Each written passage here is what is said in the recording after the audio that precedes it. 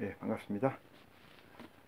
오늘 이 시간은 마태복음 9장 27절로 보실 차례인 것 같습니다. 마태복음 9장 27절 말씀으로 보도록 하겠습니다. 먼저 우리 이 예수 그리스도 이름으로 우리 아버지께 기도를 드리고 말씀을 상고하도록 하겠습니다. 고마우신 우리 아버지 하나님, 오늘도 저희를 아버지의 거룩한 성산으로 불러주신 것을 무한 고마움을 표합니다. 아버지께 영광이요 우리에겐 구원의 한 발짝 다가가는 귀한 축복을 오늘도 허락하여 주셨사오매 이 허락된 이 시간이 헛되이 낭비되지 않게 하여 주시옵소서. 저희에게 가지고 있는 모든 것을 버리고 아버지 하나님의 마음을, 아버지 하나님의 말씀을 심고자 하는 이 심령들에게 진리의 성령의 도우심을 특별히 허락하시사 처음부터 끝까지 아버지 온전한 것을 가지기에 부족함이 없는 시간으로 채워주실 줄 저희가 믿사오며, 시작 시간서 끝까지 우리 아버지 홀로 영광 받을 줄 믿사오며 우리 주 예수 그리스도 이름으로 기도합니다. 아멘. 네.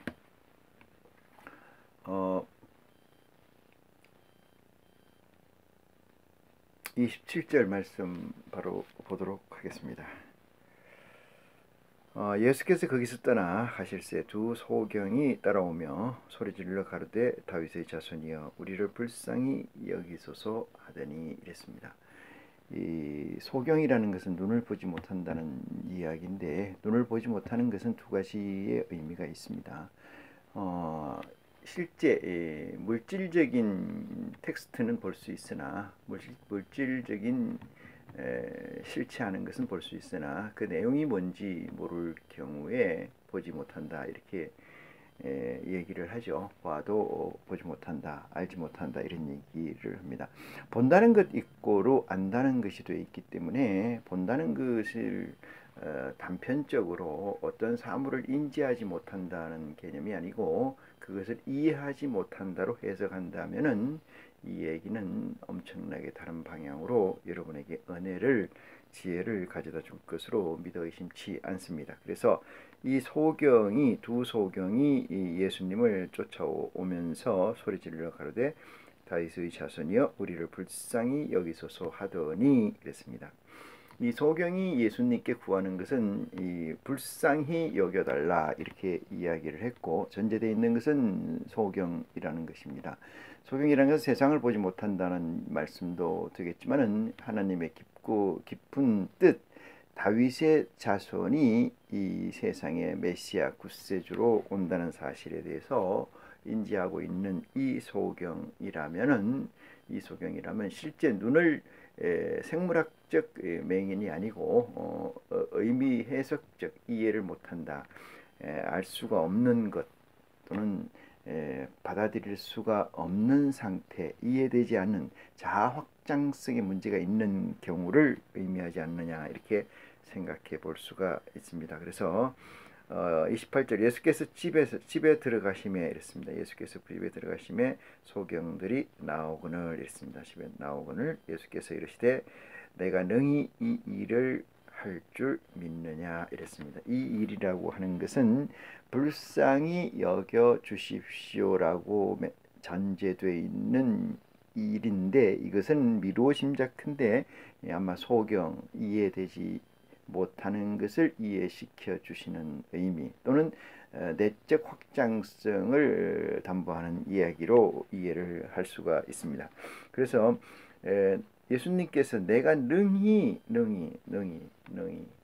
내 능력으로 충분히 이 일을 할 줄을 네가 믿느냐, 이렇게 이야기를 합니다. 그러면 표면적인 얘기로서는 소경에서 벗어나는 것을 의미합니다만은 내적 확장성, 다시 말해서 이해하지 못하는 것의 이해를 도와줄 수 있다고 생각하느냐, 내게서 너희의 그 이해 못하는 능력을 풀 수 있는 자라고 너희가 믿느냐라고 물은 듯 해석이 됩니다.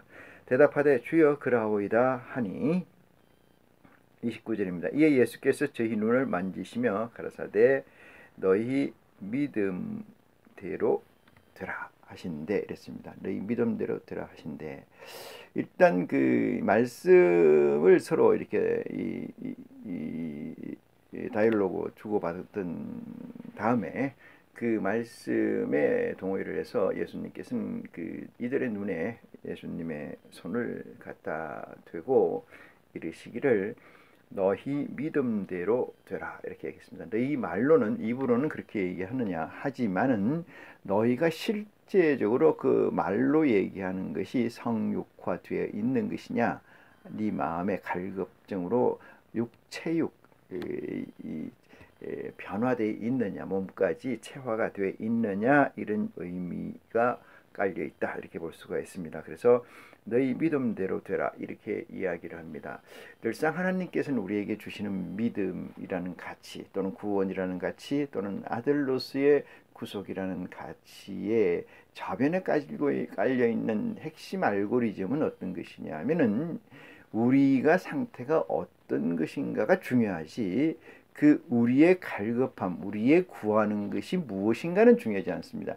우리의 구하고 우리의 두드리고 우리의 찾는 것이 얼마나 성육화되어 있느냐, 체화가 되어 있느냐의 관건이지 우리가 어떤 멘트로 어떤 스피커로 그리스도께 구하느냐, 그것은 의미가 없다라는 사실을 깨우칠 때 신앙에 가야 될 길, 신앙의 바탕이 어떻게 되어야 된다는 것을 저와 여러분은 미루어 짐작하기에 충분한 사건이고 메시지다 이렇게 볼 수가 있습니다. 그래서 너희 믿음대로 될지어다라고 했을 때 이 두 소경 중에 하나는 눈을 뜨임을 받고 하나를 뜨임을 받지 않았다라고 한다면은 그 똑같이 눈을 뜨여지는 그 현상까지는 똑같았으나 그 당시에서는 갈라진다. 실제적 가치에서는 변화를 일으킨다. 이렇게 말씀을 드릴 수가 있습니다. 그래서 너 믿음대로 되라 이렇게 얘기하는 것은 어느 구절에서도 이건 어떻게 보면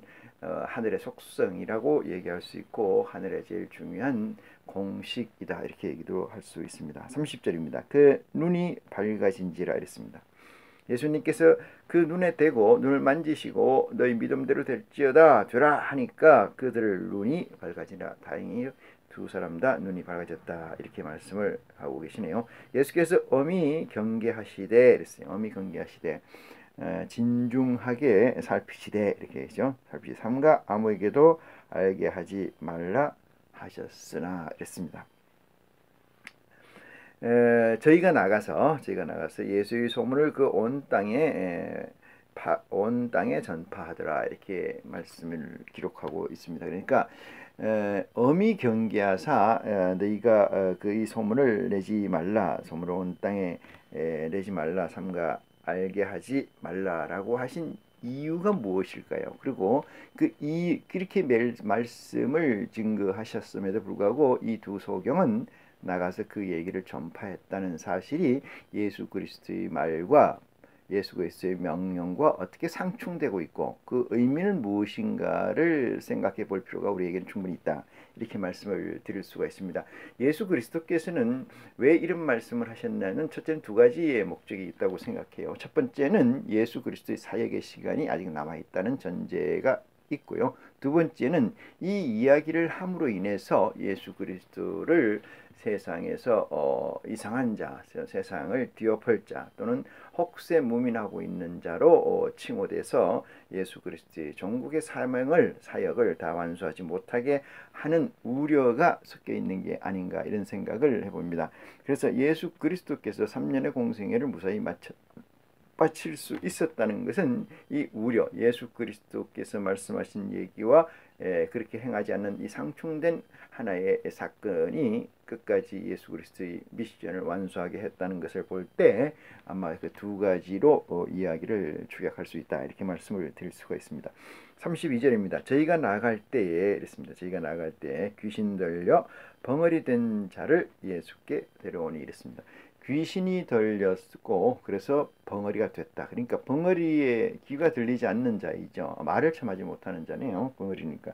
이 벙어리 말을 못하는 사람이 이유가 적시돼 있어요. 그 이유가 뭐냐 하니까 귀신이 들렸다. 이렇게 이야기를 합니다. 귀신이 들렸다. 그래서 이 귀신이라는 것을 예수 그리스도를 믿는 분들은 좀 이렇게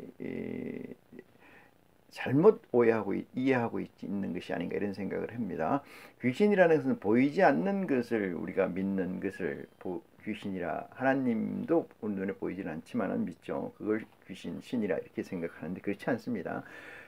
신을 만들지 말라는 것은 10계명 중에 두 번째 계명에 너희는 하늘로나 땅으로나 신을 만들지 말라, 나 외에 다른 신을 만들지 말고 숨기지 말라 이렇게 얘기해요. 만들지 말라는 것은 내가 한 가지에 미쳐서 좋아하게 되면은 그것이 신이 되어버린 것이요. 다시 말해서 골프를 좋아하는 사람은 골프에 미쳤다고 얘기하지 않습니까? 골프라는 것은 어떻게 보면은 과학적으로 보면은 하나의 행위이지만은 골프에 미치게 하는 이 영육이 있는 이 육체를 미치게 하는 그 동기는 그 에너지라는 건데, 그 에너지가 내가 가지고 만드는 게 아니고 어떤 것이 들어왔든지 아니면 내가 크리에이티브 창조했든지 아니면 있는 것들을 가져와서 내가 합쳤든지 유혹이나 미혹된 상태를 얘기를 합니다. 그래서 여기서 이 귀신이라고 하는 것은 아무것도 없는데 그냥 쑥 들어온 게 아니고 여러분이 어느 순간 어느 것에 미쳐서 일을 시작하는 순간 그것이 귀신이 된다 이런 얘기죠. 그 귀신이 지속되고 반복됨으로 인해서 여러분의 생활 습관이 바뀌고 여러분의 생활 습관이 바뀌면서 육체가 변화를 일으키는 거예요. 육체가 변화를 일으켜서 나타나는 것을 병이라고 한다 이런 얘기죠. 병을 치료를 하는 것을 병원이라 하고 그 마음을 치료하는 것을 우리는 그 치유라고 하고 그것을 하나님의 능력이고 하나님으로 할 수 있다 이렇게 말씀을 드릴 수가 있습니다. 그래서 원인을 다스리는 것을 하나님의 영역이고 그 다음에 이 결과를 다스리는 것을 병원이다 이렇게 말씀을 드릴 수가 있습니다. 그래서 예수님도 병원으로 의사로 비유를 한 적도 있습니다만은 그래서 이 본문 말씀 보시면은 이에 예수께서 저희 눈이 만지시니 나았다 이렇게 했죠. 그 밝아진지라. 32절 예수께서 나갈 때 저희가 나갈 때 귀신 들려 벙어리 된 자들이 예수께 들어오니 이게 귀신이 들렸다니까 어떤 어느 순간 쏙 들어와가지고 이 사람이 벙어리가 됐다. 물론 그런 경우도 없잖아 있을 수 있겠습니다만 그것보다는 우리가 생각할 때는 귀신이 들렸다는 것은 말을 못하게 하는 에너지가 나쁜 에너지가 네거티브 에너지가 나한테 들어와 있다 이렇게 생각할 수가 있습니다. 귀신이 쫓겨나가고 그랬어요. 예수께 들여오니 33절 귀신이 쫓겨나가고 벙어리가 말하거늘 무리가 기이 여겨 가로되 이스라엘 가운데서 이런 일을 본 때가 없다 하되 이랬습니다. 말을 막는 경우는 두 가지가 있어요. 말을 막는 건 생물학적으로 말을 못하게 하는 그 혀를 못 움직이게 해서 혀 기관을 말할 수 있는 기관이 막혀서 못하는 경우가 있고요. 두 번째는 말하는 기관은 정상인데도 말을 못하는 경우가 있습니다. 그것을 뭐라고 얘기하느냐 하면은 할 말이 없는 경우이죠. 할 말이 없는 경우. 뭐 할 말이 없어서 말을 못하는 거나 그 다음에 할 말이 있는데 말을 못하는 거나 결과론적으로 보면 같은 거죠. 같은 거. 그 상대 입장에서 보면 본인 입장에서 보면 엄청난 차이이지만은 상대 입장에서 보면 같은 차이입니다. 똑같다고 보는 거죠. 그래서 여기서 귀신이 나가는지라 그래서 이가 귀신이 나가니까 말을 하는다 이런 얘기 말을 하는 거 아니겠습니까? 말을 한다는 것은 뭐냐면은 예수 그리스도께서 입을 벌려줬다. 입을 말하게 하게 해 주셨다는 사건이 중요한 거지. 이것이 생물학적 사건이냐 아니면 비생물학적 사건이냐는 그렇게 중요하지 않다 이런 얘기가 됩니다. 비생물학적 사건이라면은 만약에 귀신이 들어가서 오래 지속돼 있었던 거고요. 비생물학적 사건이라고 하면은 귀신이 들어간 지 얼마 안 됐다 이렇게 얘기하는 거고 지금 들어갈 수도 있다 이렇게 해석을 할 수가 있습니다. 33절에 이제 그렇게 써여 있습니다. 이스라엘 가운데서 이런 일을 본 때가 없다 하되 34절입니다. 바리새인들은 가로되 저기 귀신의 왕을 빙자하여 귀신을 쫓아낸다 하더라 했어요. 바리새인들이 그렇게 예수를 지칭하고 있습니다. 그러니까 왕이니까 그 쫄개를 마음대로 움직이지 않나 이렇게 생각을 하는 거죠. 그래서 예수를 귀신의 왕이다 이렇게 빙자를 했다. 왜? 그 귀신 들린 걸 쫓아낸 걸 보니까 이렇게 얘기를 하고 있습니다. 저와 여러분이 공히 생각해야 될 부분은 이 하나의 예수께서 우리에게 남겨주신 이 복음은 입체적 복음이다 이렇게 생각하셔야 됩니다. 입체적 복음이다. 그래서 입체적이라는 것은 뭐냐 하면은 시공간을 초월해서 존재한 복음이다 이렇게 말씀을 드릴 수가 있어요.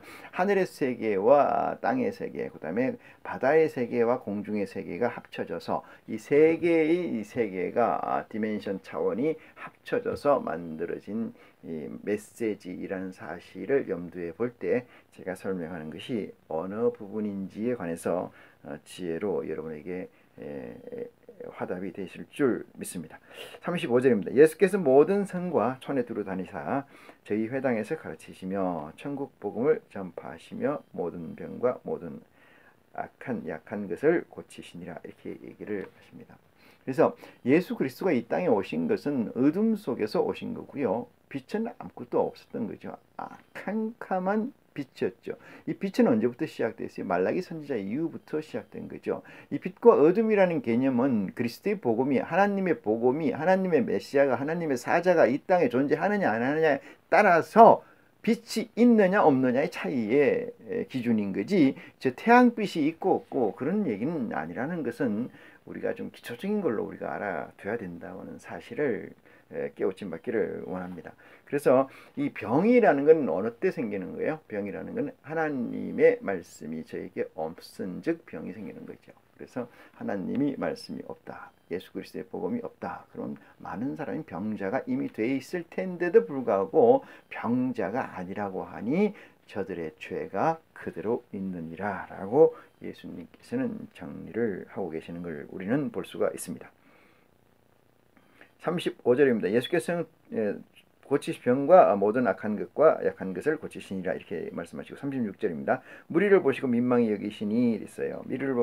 무리를 보시고 민망히 여기시니 이는 저희가 목자 없는 양과 같이 고생하며 유리함이라 이렇게 얘기합니다.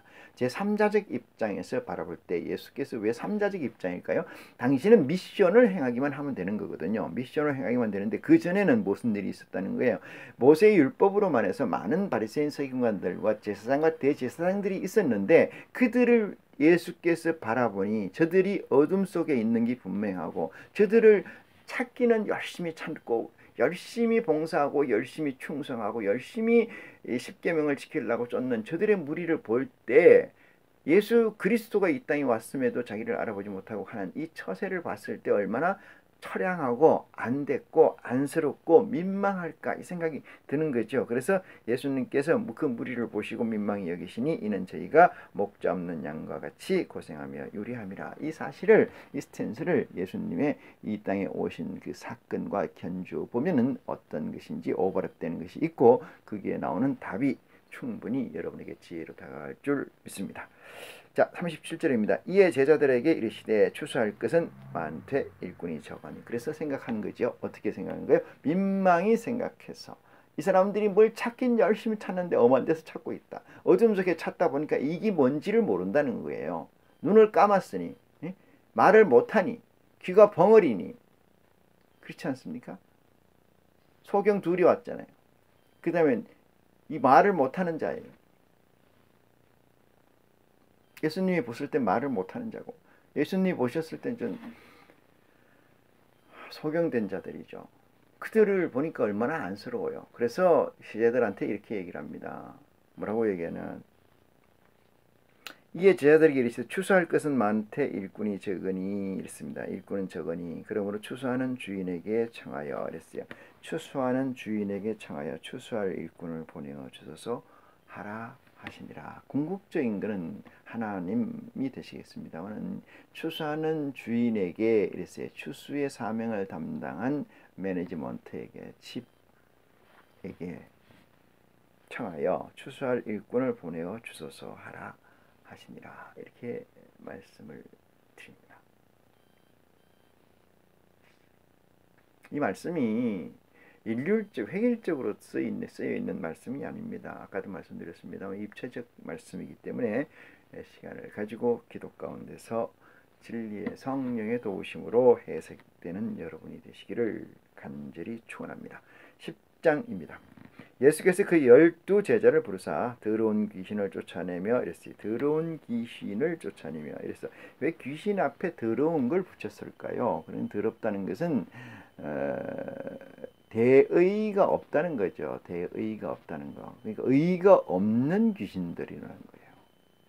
그러니까 더러운 거지요. 깨끗함과 더러움이 뭐예요? 더러우면 병이에요. 그죠? 깨끗하면은 건전한 거고. 그래서 더러운 귀신을 쫓아내며 모든 병과 모든 약한 것을 고치시는 권능을 주시니라. 누구에게 줬다는 거예요? 제자들에게 줬다 이 말이에요. 여기서 제자들이라고 하는 것은 전번에도 얘기 늘 합니다만 사람이라는 건 두 가지가 있어요. 사람 육체가 있고 육체를 오퍼레이팅 운영하고 관리하는 주체적 사역을 맡은 게 뭐냐면 우리 일반인들은 스피릿이라고 정신이라고 그러지 않습니까?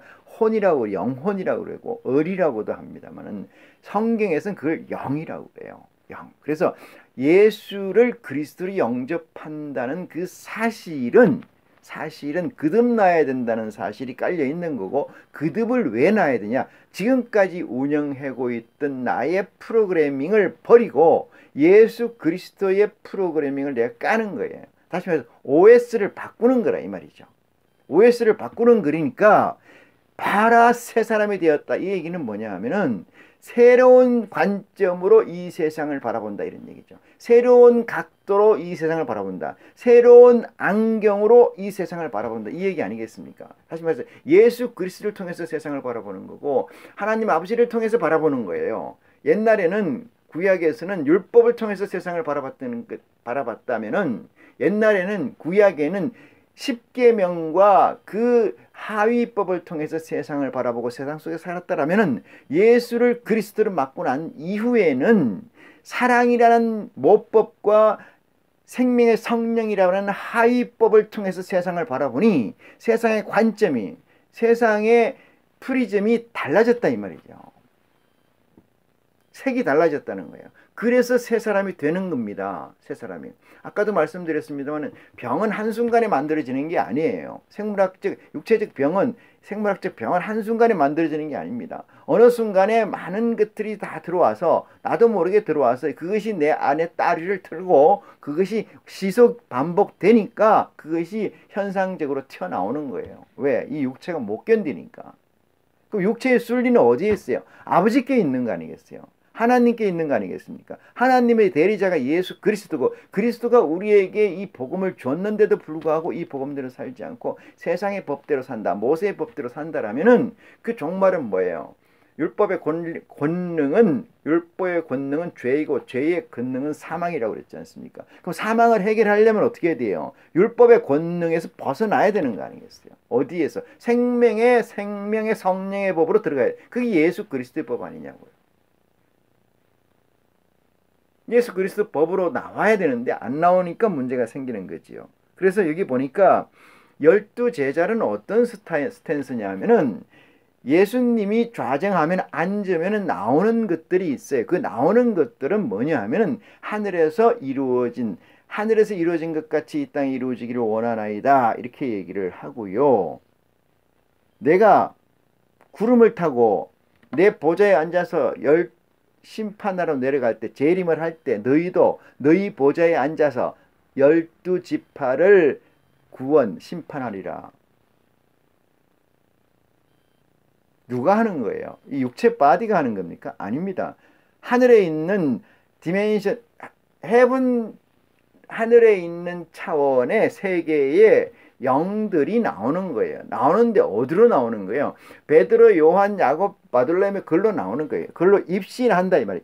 입신. 아시죠? 영이 거기에 더디움을 입는다 이 말이에요. 더디움을 입는다 이 말이거든요. 그래서 예수님께서 말씀하시는 것은 이 OS, 예수 그리스도의 메시지가 OS가 다 깔리지 않은 존재, 베드로, 야고보, 요한, 시몬, 바돌레모, 마태, 누가 이런 존재의 육체적 존재가 아니고 그 육체에 하늘의 영으로 포맷된 그게 들어온다 이 말이거든요. 그게 들어와요. 그게 얼마나 미약한 줄 아십니까? 아주 약해요. 말도 못하게 약합니다. 그래서 그들에게 뭐라고 얘기하면 능력을 주는데 모든 악한 것을, 약한 것을 강하게 하고 악한 것을 제거하는 권능을 줍니다. 그 귀신을 쫓아내고 들어온 것을 주고 난 다음에 12사도의 이름은 이러하니 있어요. 그 12사도가 누구냐 이렇게 포맷을 했는데 시몬을 비롯하여 그의 형제 안드레, 세베대의 아들 야고보, 그의 형제 요한, 빌립, 바돌로메, 도마, 세리, 바테, 알페오의 아들 야고보와 다데오, 가나안인 시몬과 가론 유다, 곧 예수를 판 자라. 이렇게 12를 얘기하는 거죠. 이들에게 뭘 줬다는 거야? 이들은 다시 말해서 그들이 하늘에 있는 영이에요. 영. 스피릿. 하늘에 있는 스피릿이라 이 말이에요. 땅에 있는 스피릿 말, 하늘에 있는 스피릿. 그 스피릿이 누구한테 들어왔다는 거예요? 바돌레메나 마테나 시몬에게 들어왔다 이 말이에요. 들어와 앉았다. 그래서 그들에게 뭘 줬다? 악하고 약한 것을 제하고 온전케 하고 더러운 것을 쫓아내고 귀신을 물리치는 능력을 예수님께서 주셨다 이 말이에요.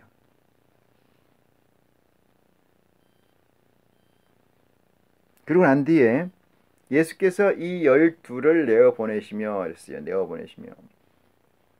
내어보낸다는 건 뭐냐면은 인이라는 게 있어요. 예수 그리스도 안에 있는 걸 인이고요. 예수 그리스도 밖에 있는 걸 아웃이잖아요. 그러면 예수 그리스도의 존 밖으로 내보냈다 이 말입니다. 내보냈다. 뭘 주고? 그런 영을 주고, 네? 능력을 주고 내보냈다. 어떻게 내보냈느냐? 내어보내며 명하여 가르칠 때 이방인의 길로 가지 말고 이랬어요. 이방인의 길로 가지 말고. 이방인이라는 것은 하나님을 믿지 않는 거지. 여호와를 믿지 않는 것을 이방인이라고 그럽니다. 이방인의 길로 가지 말고 사마리아인의 고을에도 가지 말고. 사마리아인은 그 하나님 여호와를 믿는다는 본 주류에서 갈래를 쳐진 요즘으로 말한다면 이단이라고 칭하고 받고 있는 이 사마리아 쪽 얘기죠. 이단이라고 있는 사마리아. 거기도 가지 말고 이렇게 얘기합니다. 그러면 무슨 얘기예요? 이방인에도 가지 말라는 것은 여호와 하나님을 믿지 않는 데는 가지 말고 이런 얘기예요. 그렇죠?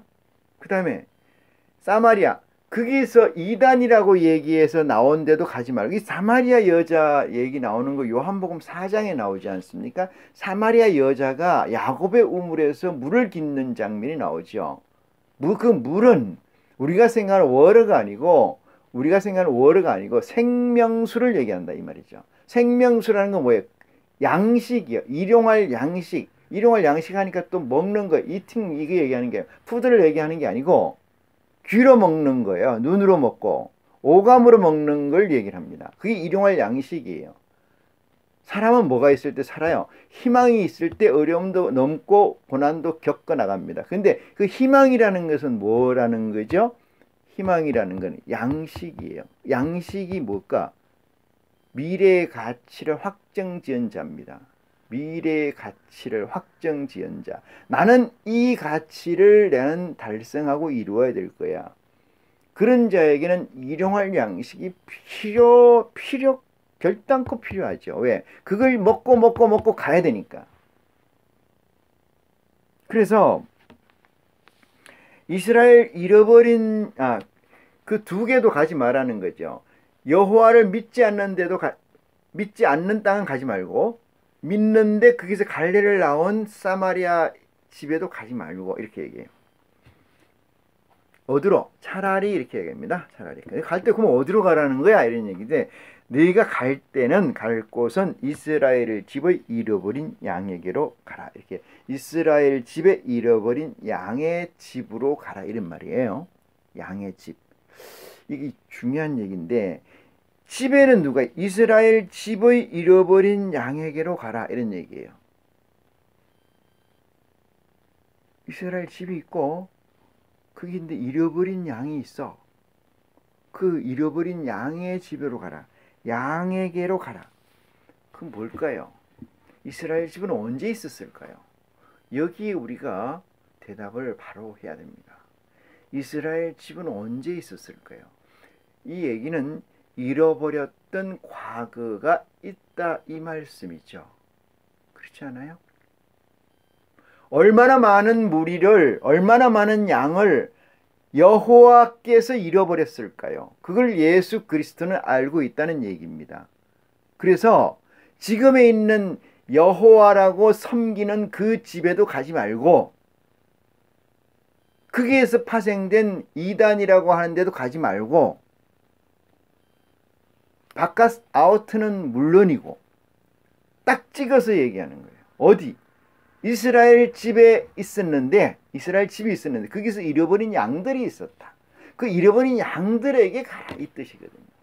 그럼 이스라엘 집은 얼마의 캐파시티를 가졌고 언제이고 그 실체는 무엇인가에 대해서 알지 못한다면은 이 성경 구절은 영원한 미스테리인데 영원한 초등학교 교과서로 전락해버리죠. 그렇지 않습니까?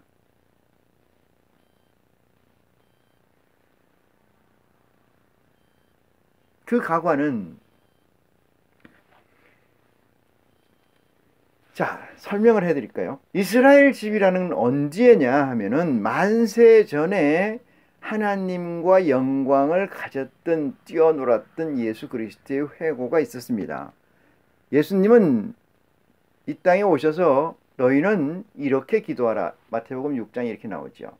하늘에 계신 우리 아버지의 이름이 거룩히 여기시며 나라이 임하옵시며 나라이 임하옵시며 어떤 나라의 존재자인가 그분이 임하옵소서. 임한다는 온다는 거예요. 오게 해달라는 거죠. 그 오게 한다는 게 어디예요? 예수가 이 땅에 있었지 않습니까? 이 땅에 있었잖아요. 여호와께서 창조하신 이 땅에 있었잖아요. 이 땅으로 임하옵시며 이랬어요. 하늘에서 이룬 것 같이 이 땅에서 이루어지기를 기도하라 이런 얘기죠. 하늘에서 이루은 것이 있는데 그 이루은 것 가치대로 이 땅에 이루어지기를 원하나이다. 이 얘기의 말씀입니다. 그러면은 하늘에서 이루은 것이 있었다. 그것이 하늘 보좌다. 이렇게 말씀을 드릴 수가 있습니다. 그러면 하늘 보좌를 모른다는 것은 이 기도의 주기도문 자체의 의미가 없는 것이고 오늘 본문 말씀의 말씀 또한 알 수가 없다. 이렇게 말씀을 드립니다. 7절에 가면서 말이야. 너희는 가면서 전파하여 말하되 천국이 가까이 왔고 그랬어. 가까이 왔다 하고 천국이 가까이 왔다 하고 병든 자를 고치며 죽은 자를 살리며 문둥이를 깨끗게 하며 귀신을 쫓아내며 너희가 거저 받았으니 거저 주어라. 여기서